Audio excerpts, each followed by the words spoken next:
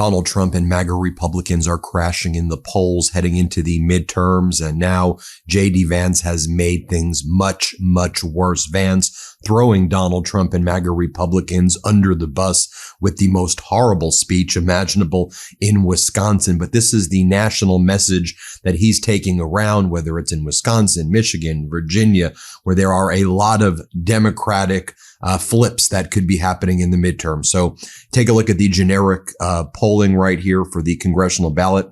Democrats up 50 to 42% right now. So what was JD Vance saying earlier today? He was saying that, and again, it's all projection. He's like describing the Trump regime, but trying to attack his political opponents. And he's like, when the government makes bad policy and destroys your life, that's what we need to protect against. That's literally what y'all are doing. Watch what Vance said moments ago. Let's play it. But here's the thing about the American dream. The government cannot give it to you for you.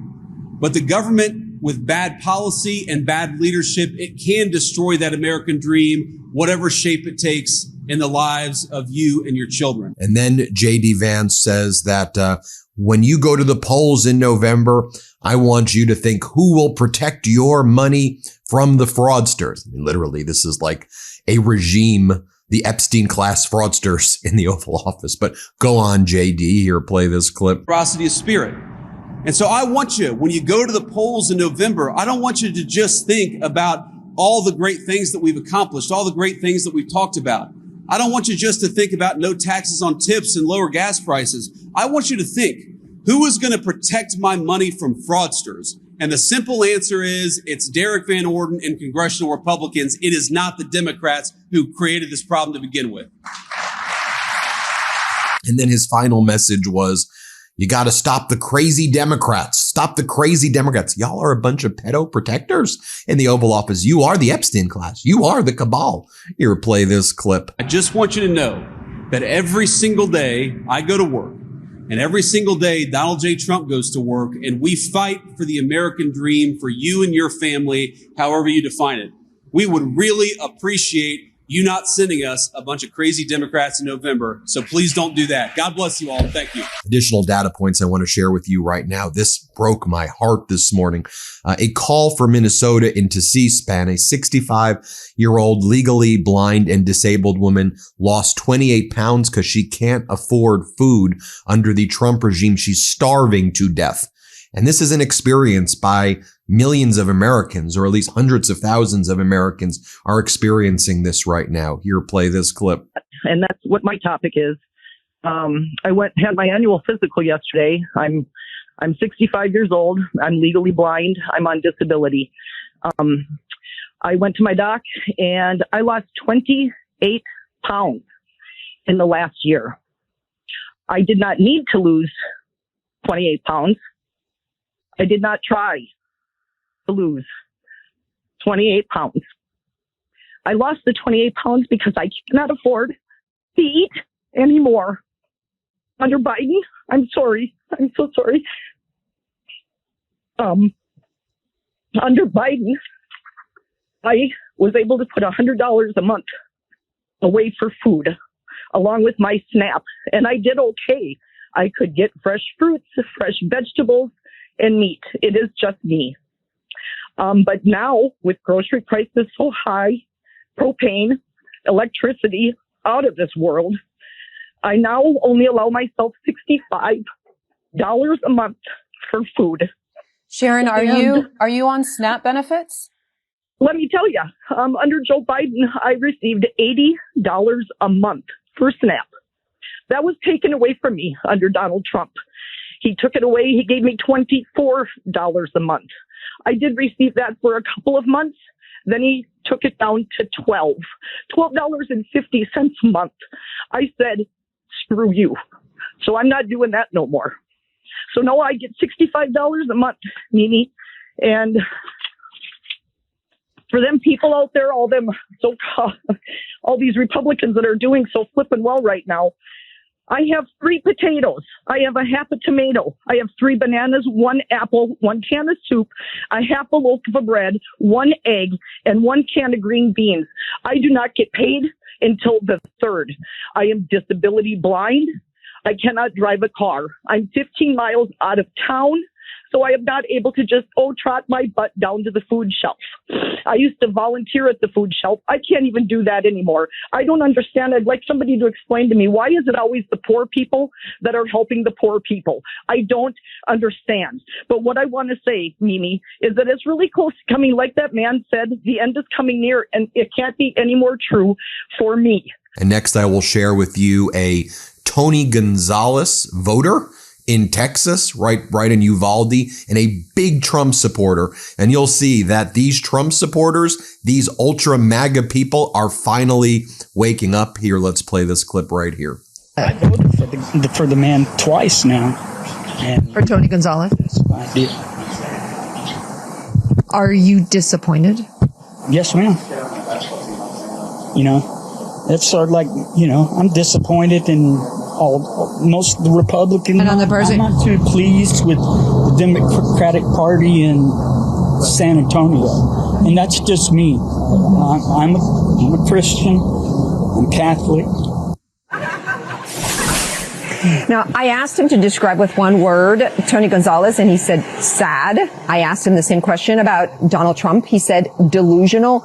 Chris, he says that he was a Trump supporter through and through, but he said that as Donald Trump started speaking without thinking about things, that's when he started changing his mind. And he says that has happened over and over so many times.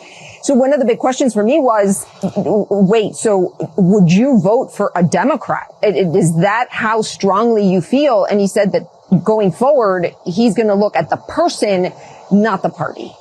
And now Democrats are looking to pick up seats, of course, in Virginia. And one of those districts that Democrats are eyeing is Virginia's 2nd congressional district, where an incredible Democratic Congresswoman used to be representing that district, actually fighting for the people of the district, until this MAGA Republican Congresswoman named Jen Kiggins came in and basically conned people, and then didn't just vote against the people of her own district, outright fighting against the people of the 2nd every single day. So Virginia 2 is currently represented by someone named Congresswoman Jen Kiggins, who lied to Virginians when she said, she literally lied to their faces. She goes, I will work to extend the Affordable Care Act tax credits, but then voted no. She promised to protect Medicaid and then voted to gut Medicaid. She promised to protect clean energy tax credits and then voted against that. Probably the biggest proponent of DOGE,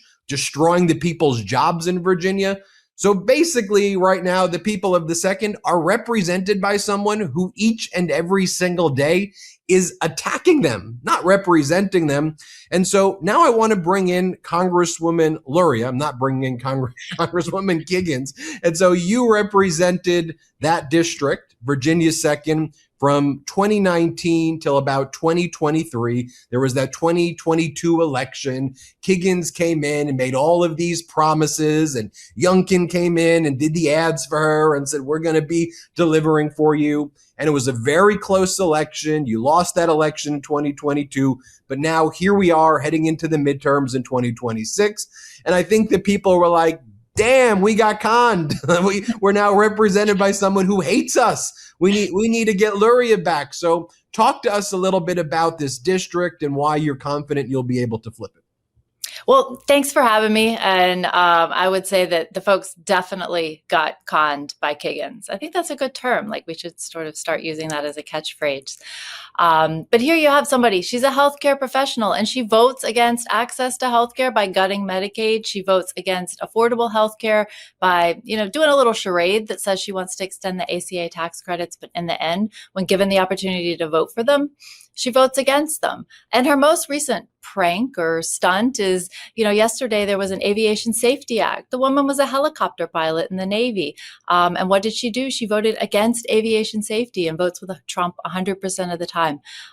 So, everything she said she's going to do when she goes to Congress, she's actually done the exact opposite. So I think, for my 4 years in Congress, I have a very good track record of representing and supporting the people of Virginia and their interests. And, that's why I'm back in this again. We have to stand up for what's right. We have to have people in Congress who are going to do what they say they're going to do when they go to Washington, and stand up for our democracy. You might recall in 2022, when I was running, I had just served on the January 6th committee, standing up for our democracy, for what's right, to get the facts out to people about what happened on January 6th, to hold those responsible who had called the mob to the Capitol to storm the Capitol, stop the vote. And there was Jen Kiggins. She wouldn't even say that Joe Biden had won the election. And she still won't. She's still perpetuating that lie.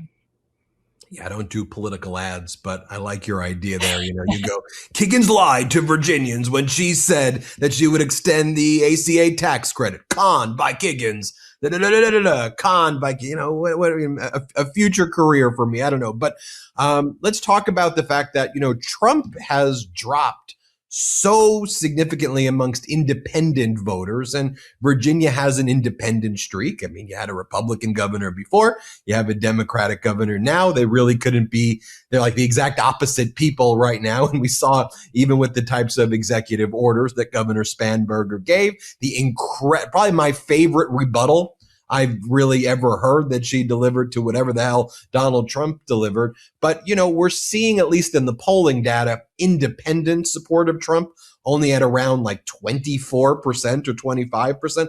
Are you this district well, you tore every nook and cranny of it. Are you seeing and feeling something different right now than even you saw back in 2018, 2019?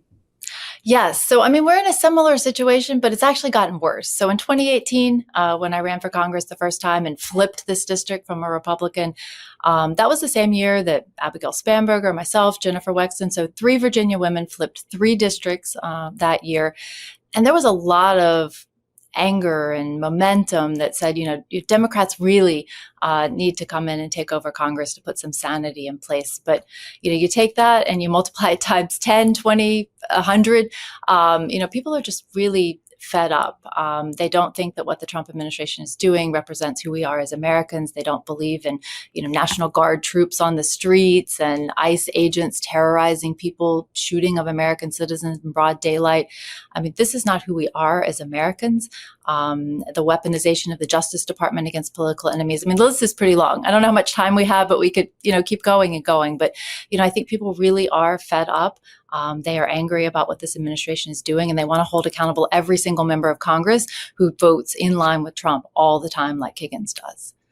And as you mentioned, she has a background in the military, but votes against it. You have a background in the military, of course, joining the Navy at the age of 17, but you supported it your entire life. And it seems that whether it's our military, whether it's government employees, and in Virginia second, there's a lot of both. It just seems like there's, again, over there, an outright assault on something that's a major part of Virginia.